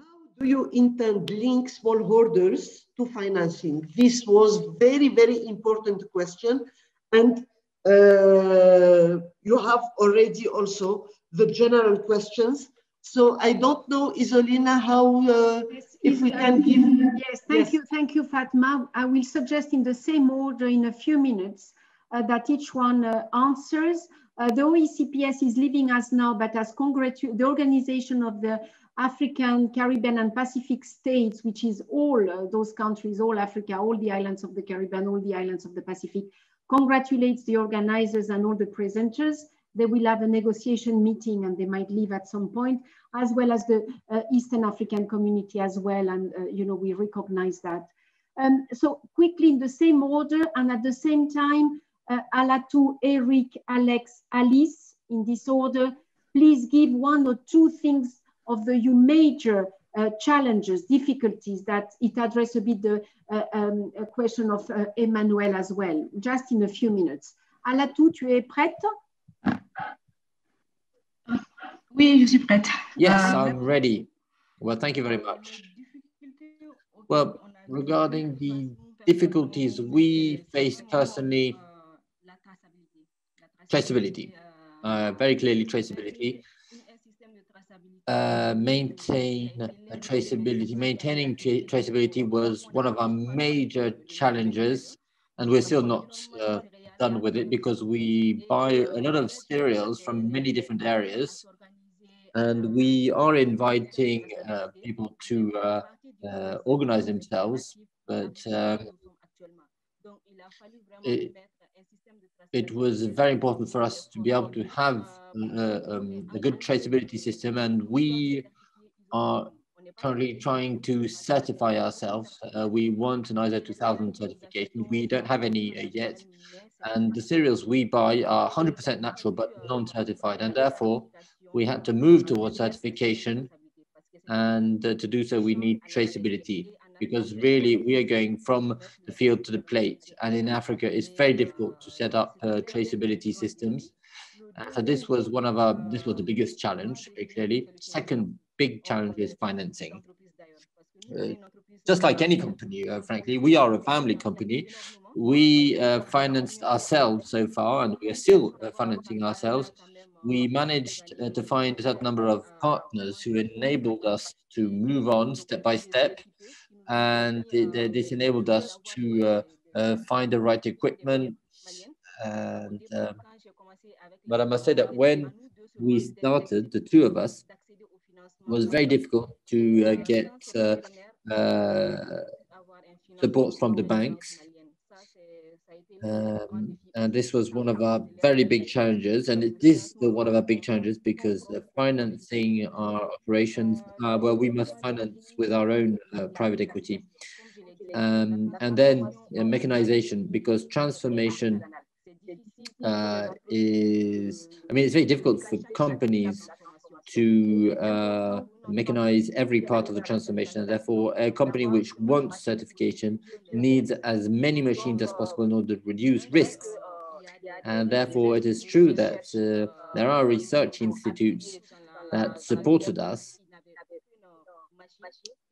Some had no machines, and therefore a certain number of machines were invented. There was a machine, washing machines, specific washing machines, and And this is, we really need to help companies to find the right machines and shelling machines or husking machines are very important. And this is one of the big challenges we have. And the challenge for companies in Mali is staff.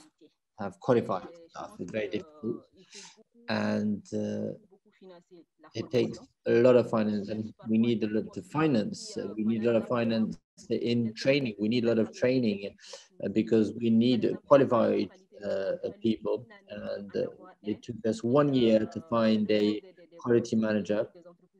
But this is essential for big companies if they want to move on. Just for, I mean, it's same for any company who has this type of target. Yes, I believe this was I had to share with you in terms of challenges. Well, thank you very much. Very important. Traceability, mechanization, skills, personal skills, acquiring the good knowledge, the right knowledge for very competitive markets. Derek, now, are you ready? Thank you very much. You have the floor. Yeah, thank you. So I'll start with the challenges that we faced. They're actually similar to my colleagues gone before me. One of the big challenges that we have now is on certification. So we find that as a business, we need to acquire certain certifications in order for us to capture various markets that are very valuable for us and the farmers. So our customers have demanded BRC kosher certifications, which is a place that we need support to achieve in order to get bigger access to valuable markets. Then secondly is on traceability.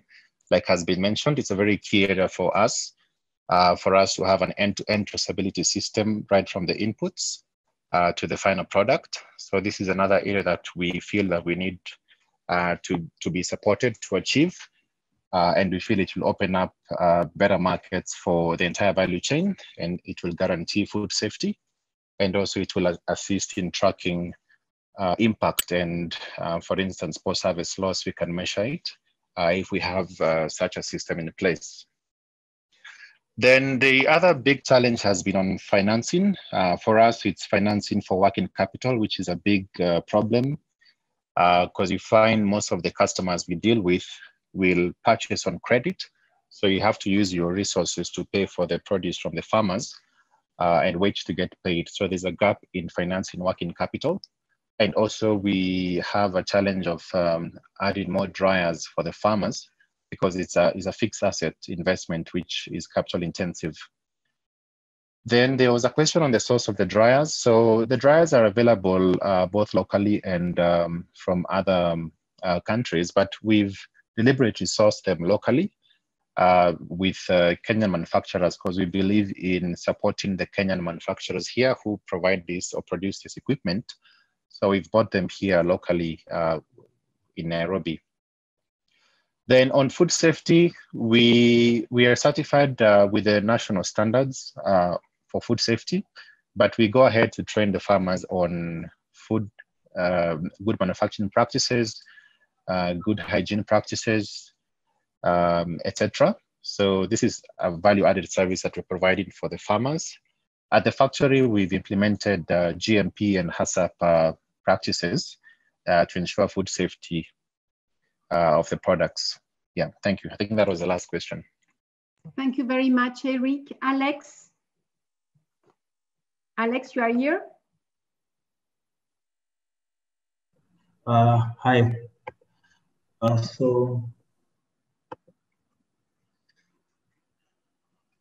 Just to highlight some of the challenges, I think number one is the high cost of extension services, which comes with support to the smallholder farmers. You have to employ field staff, you have to do field monitoring of what is exactly happening in the farm level, advice on spraying. So I think the high cost of extension services is a big challenge because that goes directly into your costs. The other thing is, as my friends have said, the cost of certification. So I'll not go deep into that. I think we've highlighted that clearly. And I think the other challenge is I'd say packaging costs, because you find that most packaging material are imported. So that makes the cost of packaging very expensive. I wish we could have sourcing of raw material locally for the packaging that we use. That could significantly bring our costs down and make us more competitive as compared to what is coming from maybe the Far East, where they get packaging at a lower cost.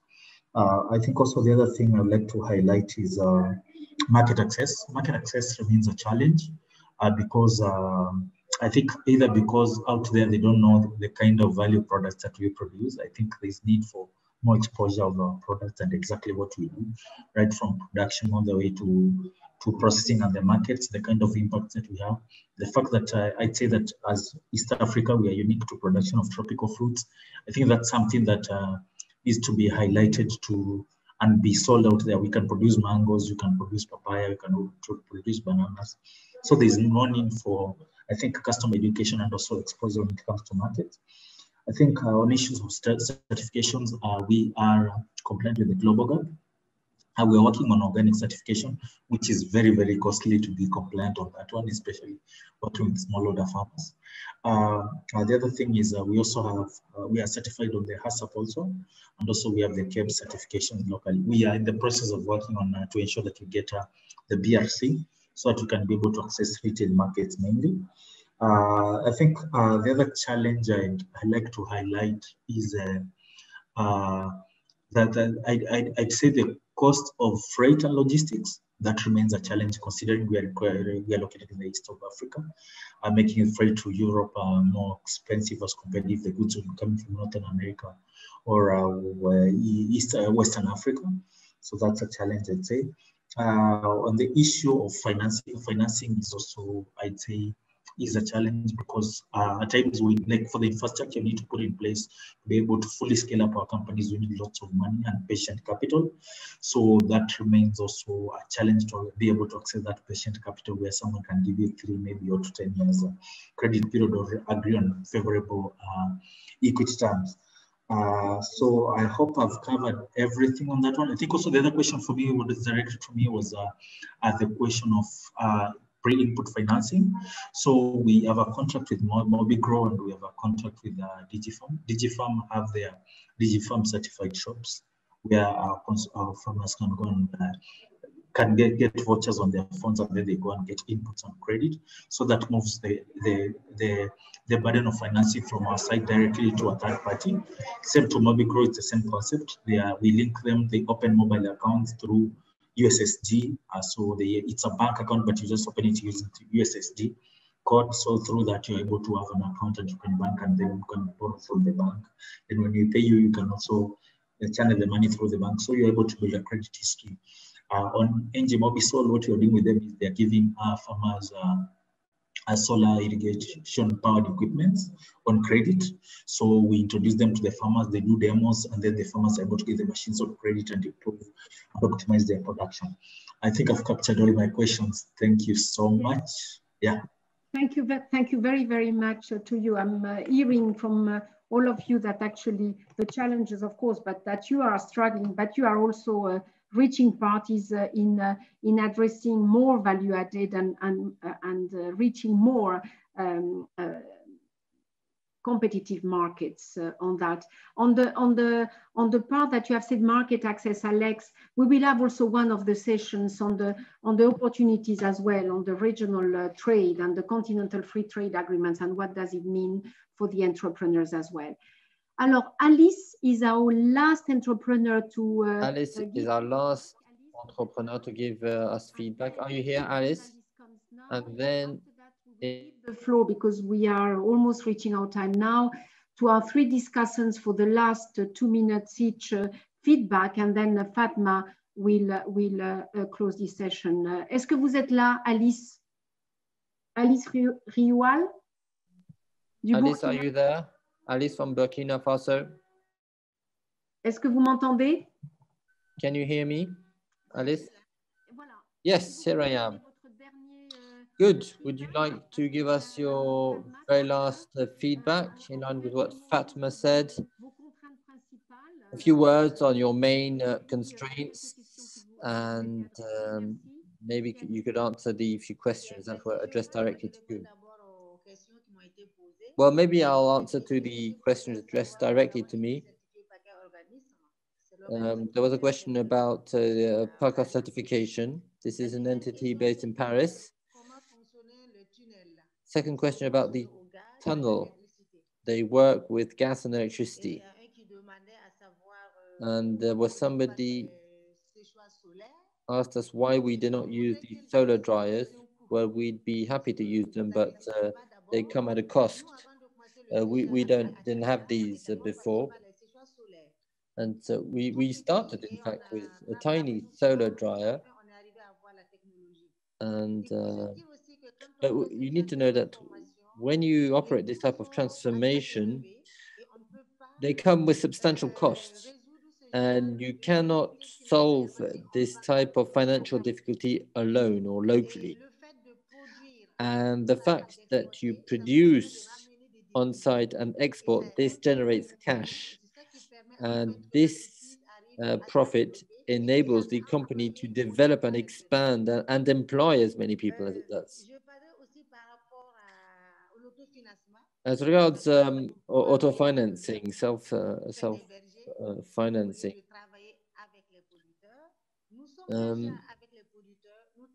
we work with a certain number of producers, and we always and we will carry on working with producers.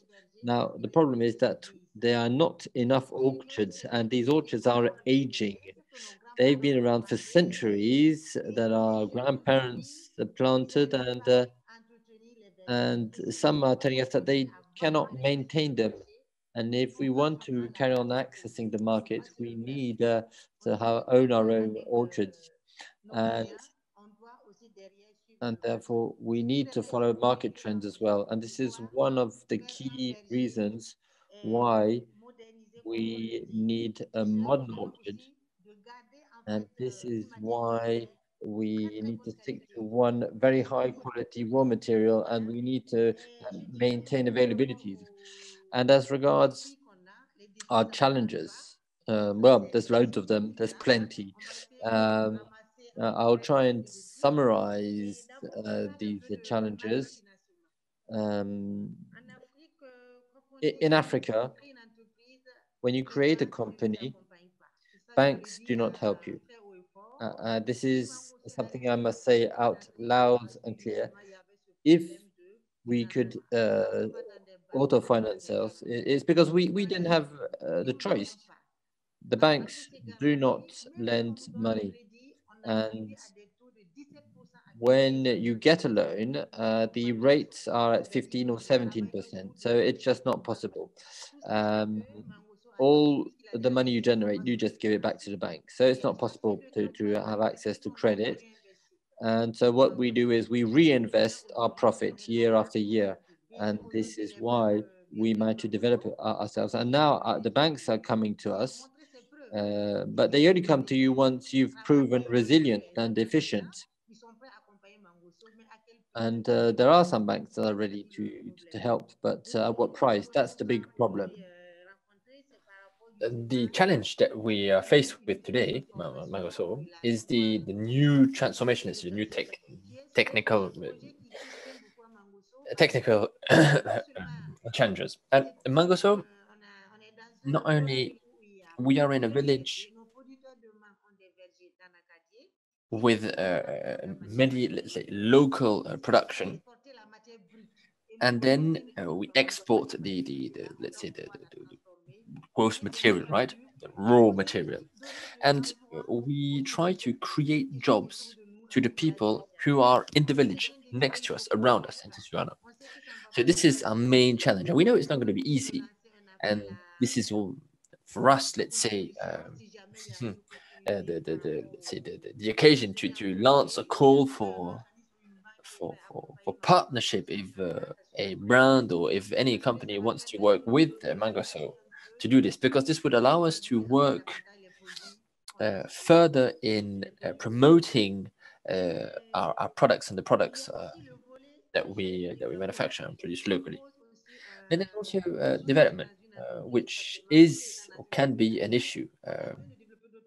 for Mangoso, namely, we are just outside the village, and some of our clients want us to develop products, but we cannot because we do not have the capacity. We cannot go find the type of product that we are asked to develop. So this is one of the challenges. And then there's also conditioning, as it's been said, which is also an issue, quite expensive. And there's the cost of packaging, and then there's the cost of certification also, be it AKADEMIYA or organic. These are certifications that need to be renewed every year. And obviously, well, yeah, it's it's quite expensive, and the profit therein is not that let's say substantial. So, yeah, thank you very much for listening. Anyway, all right. Well, thank you, Alice. Thank you, Alice. Challenges are very, very numerous. Hence, our highlights. I mean, our focus on really the successes, despite the challenges. The SMEs, entrepreneurs, farmers' organizations, cooperatives, are getting into business, have successes, and want to expand. And therefore, the finance, the research, the policy, and ourselves, technical organizations, have to support them. That is the key message. There are different parts. I think Emmanuel Santi had to leave. Tell me if you are still here. If not, I assume because he had a meeting exactly at 3. But he did. Emmanuel, you are still here? Yes, I'm still here. So if I'm you about want to the jump on first the other one, call, but and then you jump if you want 2 words, or you no, sent I just wanted to thank you. Encouraging message. So thank you very much that you will be looking at. Yes. Yes, I just wanted to thank you all, and thank you the organizers, but of the ventures, and really encourage them to keep on going forward. You have our contacts on our website. Please do not hesitate to engage with us further. Thanks again. Yes, so thank you very much, because I am aware that you have another meeting. I'm very glad that you will be looking at those businesses in addition to the others you have, and many more to come. And we support and we give a positive support to the sector. Yeah. Thank you, Emmanuel. And just a caveat. I mean, I think we are in this logic of we've been asked to provide financing at market rate. So because there are facilities that provide concessional financing. That's why we are looking at relatively commercially viable business models. And so just to manage expectations that this is a pure commercial vehicle. And then, of course, the TA that we can provide is very useful complement, but we will be looking at commercially viable vehicles. But thank you so much. I look forward to hearing from you, from many of you in the future. Thanks. Yes, thank you very much. Thank you. So Wim, do you have now, because of course we could go on with the discussion for hours. We all know that it's very interesting. We will, as I said, summarize, bring those cases and much more to come, in a format that is of interest to everybody, and hopefully we can support them from different parts. But Wim, would you have some final insights from your side? Well, thank you, Isolina, and I would really, from the bottom of my heart, like to thank the 4 presenters for sharing their experience. And I think it's timely, as I said in the introduction, for the European Commission, we are looking at the ways in which we can support this transformation that has been set out. And I also thank Ousmane and earlier on the interventions by Stephen and Elizabeth by saying again what are the stakes and what are the prospects as well, because we believe also from the European Commission that in Africa there is a huge prospect for particularly local and regional production to value chains to be developed in the next couple of years.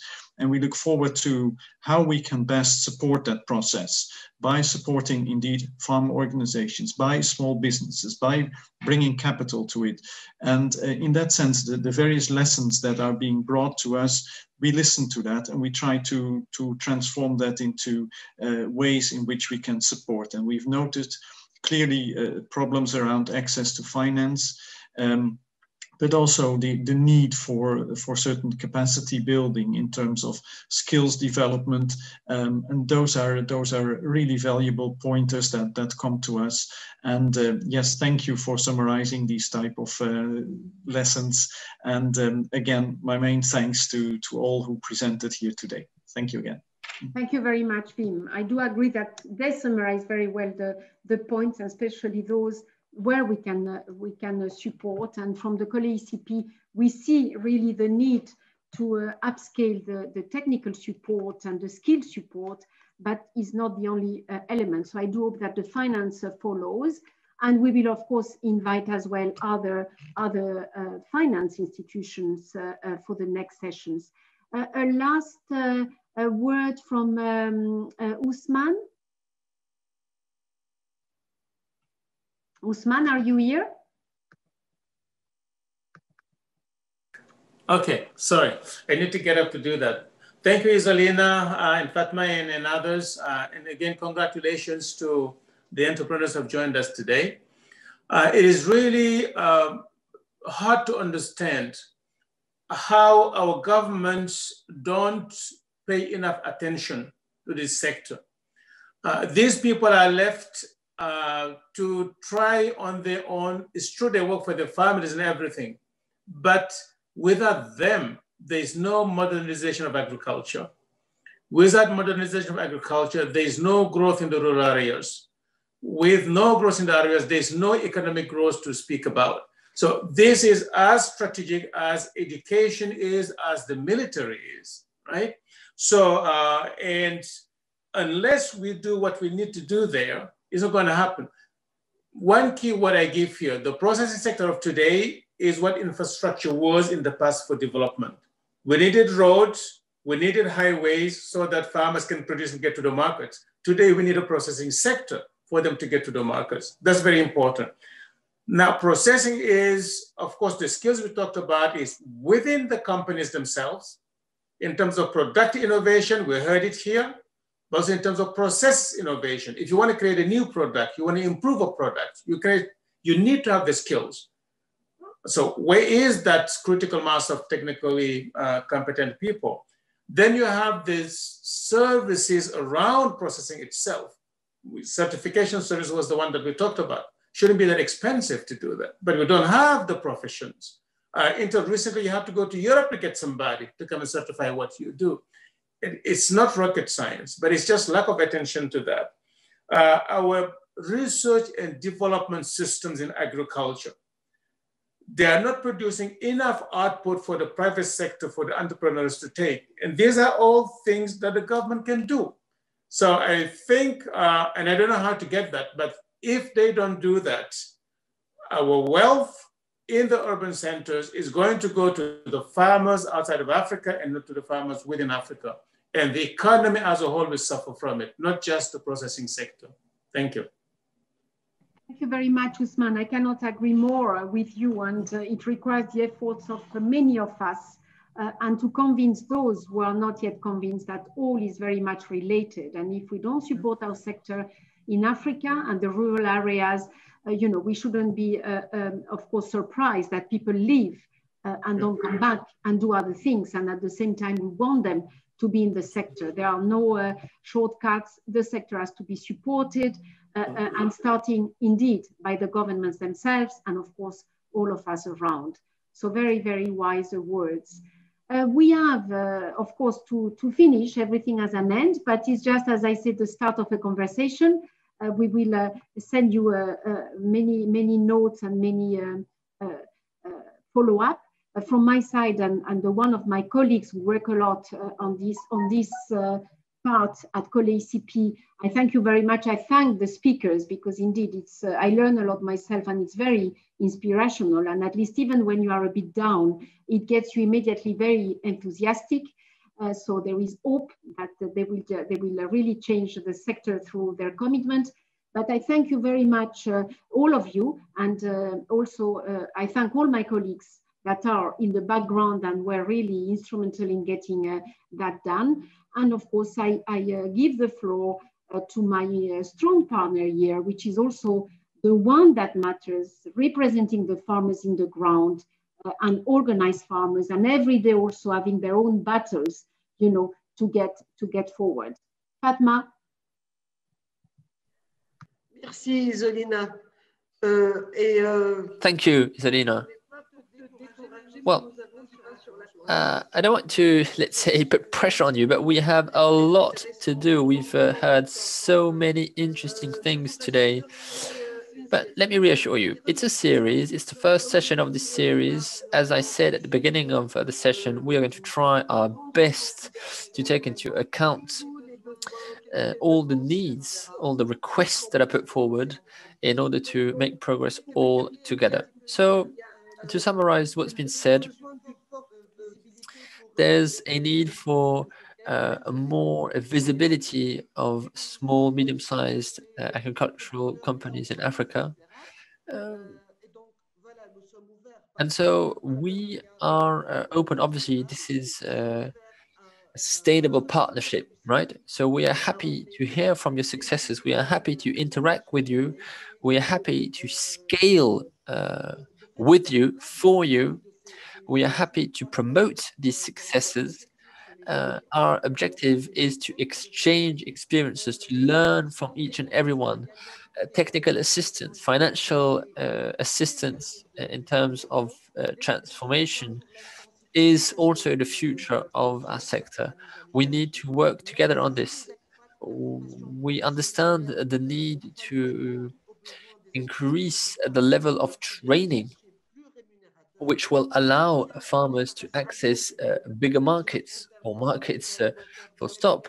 We understand the need to work on certification, food safety, namely. So, well, in the name of our chair, in the name of PAFO, in the name of COLEACP and COLEACP chairman, we would like to encourage you again and again to continue your work, to thank you for sharing with us today. And be assured, we will learn from each other. And let's meet again next year on the 21st of January. We will meet after that in March of 2021. But let's start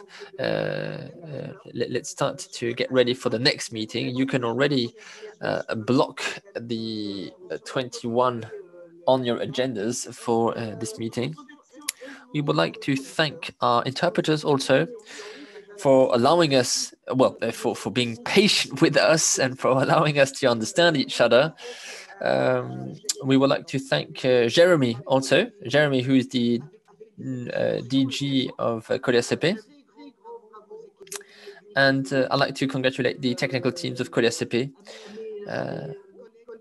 my colleagues from PAFO, and all of you who made this session possible.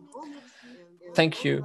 Thank you, and congratulations to the dynamic and involvement of Isolina for African farmers. So have a nice day, and I wish to see you very soon, and at least at the next session.